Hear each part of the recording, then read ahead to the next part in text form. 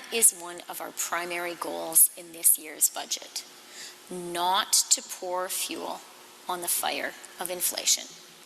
So in our budget, we will exercise fiscal restraint. The new federal budget comes out in about a week, and Finance Minister and Deputy Prime Minister Freeland says it'll be a more restrained budget that still addresses the cost of living crisis. For those Canadians who feel the bite of rising prices the most acutely, for our most vulnerable friends and neighbors, our government will deliver additional targeted inflation relief.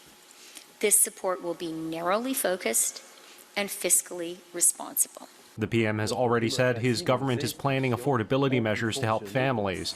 Inflation dipped below 6% in January, but just barely, part of a 7-month decline in the rate.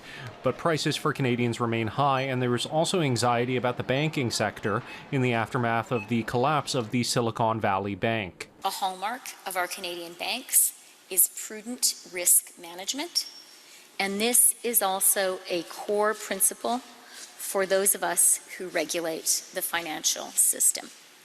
Today, we are being vigilant, monitoring the situation closely, talking with our allies, and taking a Team Canada approach here at home. Canadians can and should be confident that at a time of global uncertainty, there is no better place to be than Canada. Opposition members have been far less optimistic than the federal government, citing government spending as the chief cause of inflation.